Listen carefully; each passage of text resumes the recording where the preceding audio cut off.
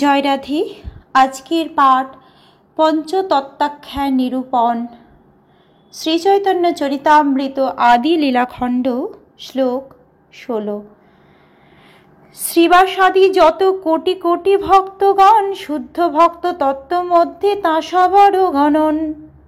শ্রীবাসাদি ভগবানের আর যে অনন্ত কোটি ভক্ত রয়েছেন, তারা সকলেই হচ্ছেন শুদ্ধ ভক্ত তত্ত্ব। গদাধর পণ্ডিতাদি প্রভুর শক্তি অবতার, অন্তরঙ্গ ভক্ত করি গণন ও যাহার।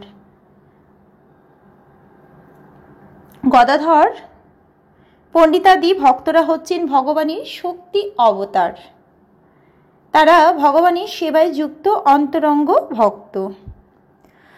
ষোড়শ ও সপ্তাদশ শ্লোক সম্বন্ধে ভক্তি সিদ্ধান্ত সরস্বতী ঠাকুর তাঁর অনুভাষ্যে বিশ্লেষণ করেছেন কতকগুলি বিশেষ লক্ষণ দ্বারা ভগবানের অন্তরঙ্গ ও শুদ্ধ ভক্ত চেনা যায়।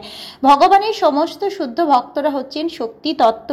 তাদের কেউ মধুর রসে, কেউ বাৎসল্য রসে, কেউ সূক্ষ্ম রসে এবং কেউ দাস্য রসে ভগবানের সঙ্গে যুক্ত। তারা সকলেই ভক্ত, কিন্তু তুলনামূলকভাবে বিচার করলে দেখা যায় যে মাধুর্য রসে ভগবানের সেবায় যুক্ত ভক্ত অন্য সকলের থেকে শ্রেয়। এভাবেই মধুর রসে নিত্য আশ্রিত ভক্তরাই শ্রীচৈতন্য মহাপ্রভুর অন্তরঙ্গ সেবক। শ্রী নিত্যানন্দ প্রভু ও শ্রী অদ্বৈত প্রভুর সেবকেরা সাধারণত বাৎসল্য, সখ্য, দাস্য ও শান্ত রসে অবস্থিত। এই প্রকার শুদ্ধ ভক্তরাও যখন শ্রী গৌর সুন্দরের প্রতি অত্যন্ত প্রীতিপরায়ণ হন, তখনই তারা অন্তরঙ্গ ভক্তের আশ্রয়ে মধুর রসাশ্রিত হন। ভগবত ভক্তির এই ক্রমোন্নতি বর্ণনা করে শ্রী নরোত্তম দাস ঠাকুর গেয়েছেন, গৌরাঙ্গ ভুলিতে হবে ফুলক শরীর, হরি হরি বলিতে নয়নে ববেনি, হারে কবে নিতাই চাঁদ করুণা করিবে, সংসার বাসনা কবে তুচ্ছ হবে, বিষয় ছাড়িয়া কবে শুদ্ধ হবে মন, কবে হাম হেরব শ্রী মধুর বৃন্দাবন।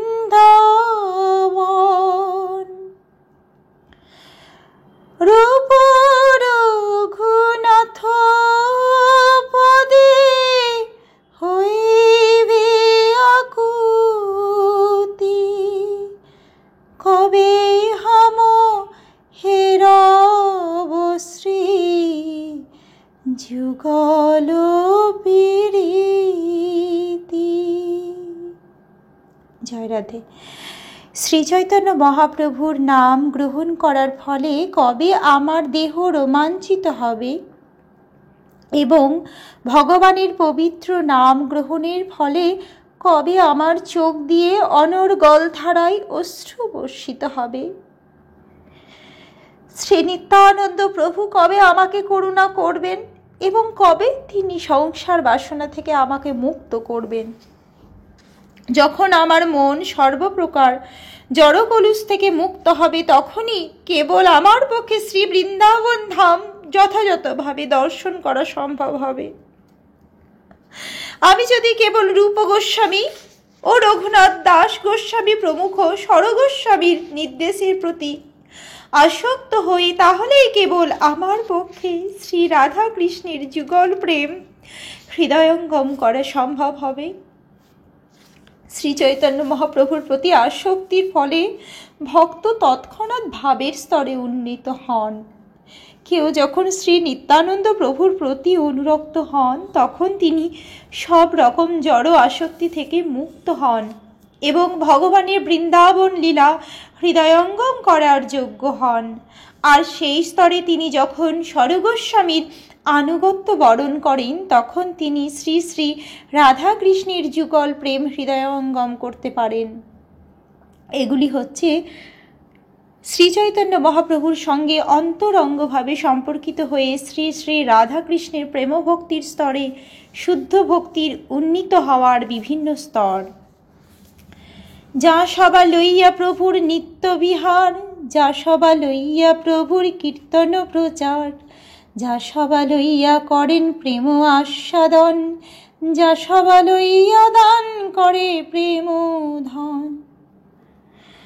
ভগবানের অন্তরঙ্গ ভক্ত বা শক্তিসমূহ ভগবানের লীলার নিত্য পার্ষদ।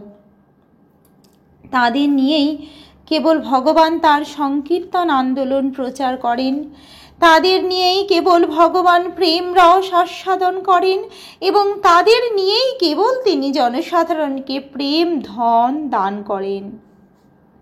শুদ্ধ ভক্ত ও অন্তরঙ্গ ভক্তদের মধ্যে পার্থক্য নিরূপণ করে শ্রী রূপ গোস্বামী উপদেশামৃত গ্রন্থে নিম্নলিখিত ক্রমোন্নতির কথা বর্ণনা করেছেন। হাজার হাজার কর্মীর থেকে একজন বেদজ্ঞ তত্ত্বজ্ঞানী শ্রেয়। এই রকম হাজার হাজার তত্ত্বজ্ঞানীর থেকে একজন জড় বিষয়ে মুক্ত ব্যক্তি শ্রেয় এবং কোটি কোটি মুক্ত পুরুষদের থেকে একজন কৃষ্ণ ভক্ত শ্রেয়। এই রকম বহু ভগবত প্রেমীদের মধ্যে ব্রজগোপিকারা হচ্ছেন শ্রেষ্ঠা এবং সমস্ত ব্রজগোপিকাদের মধ্যে শ্রীমতী রাধারানী হচ্ছেন শ্রেষ্ঠা। শ্রীমতী রাধারানী যেমন শ্রীকৃষ্ণের অত্যন্ত প্রিয়া, তেমনি তার কুণ্ড রাধাকুণ্ড ভগবান শ্রীকৃষ্ণের অত্যন্ত প্রিয়। শ্রীল ভক্তি সিদ্ধান্ত সরস্বতী ঠাকুর তার অনুভাষ্যে বলেছেন যে পঞ্চতত্ত্বের মধ্যে দুজন হচ্ছেন শক্তিতত্ত্ব, অপর তিনজন হচ্ছেন শক্তিমান তত্ত্ব। শুদ্ধ ও অন্তরঙ্গ উভয় ভক্তরা জ্ঞান ও সকাম কর্মের প্রভাব থেকে মুক্ত হয়ে অনুকূলভাবে শ্রীকৃষ্ণের সেবায় যুক্ত। তাদের সকলকেই শুদ্ধ ভক্ত বলে বুঝতে হবে এবং তাদের মধ্যে যারা মাধুর্য রসে ভগবত সেবায় নিয়োজিত তাদের বলা হয় মাধুর্য রসের ভক্ত বা অন্তরঙ্গ ভক্ত।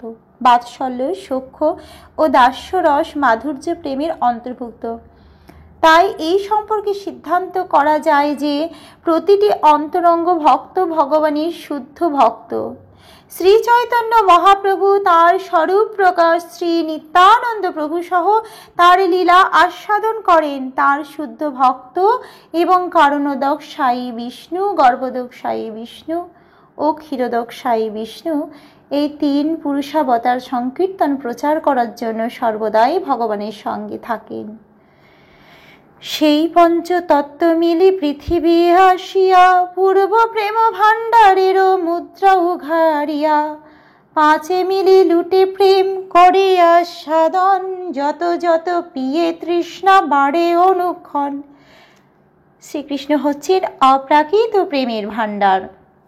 যদিও পূর্বে যখন কৃষ্ণ এসেছেন তখন সেই প্রেম ভাণ্ডারও তার সঙ্গে এসেছে এবং তা ছিল শিলমোহর দিয়ে রুদ্ধ, কিন্তু শ্রী চৈতন্য মহাপ্রভু যখন পঞ্চতত্ত্ব সহ অবতীর্ণ হলেন তখন তারা শিলমোহর ভেঙে সেই কৃষ্ণ প্রেমের ভাণ্ডার লুণ্ঠন করে সেই প্রেম আস্বাদন করলেন। আর যতই তার সেই প্রেম ও রস আস্বাদন করলেন ততই তাদের তৃষ্ণা বৃদ্ধি পেতে লাগলো।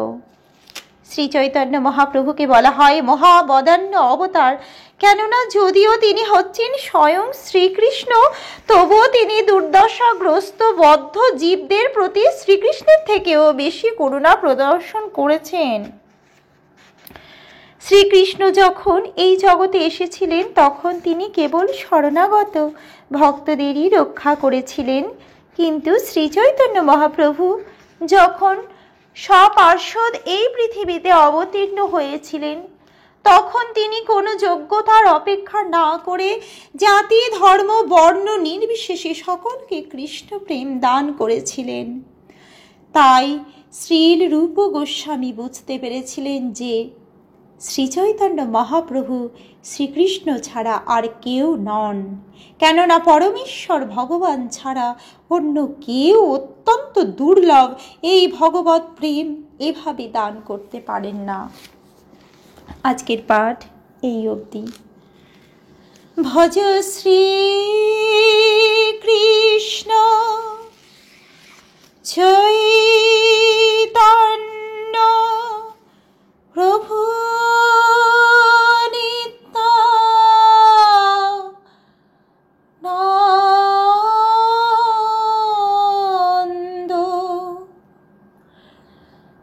শ্রী অদ্বৈত গদাধর শ্রীবাসাদি গৌর ভক্ত বৃন্দ।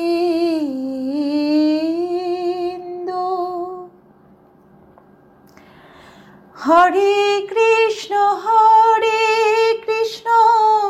কৃষ্ণ কৃষ্ণ হরে হরে, হরে রাম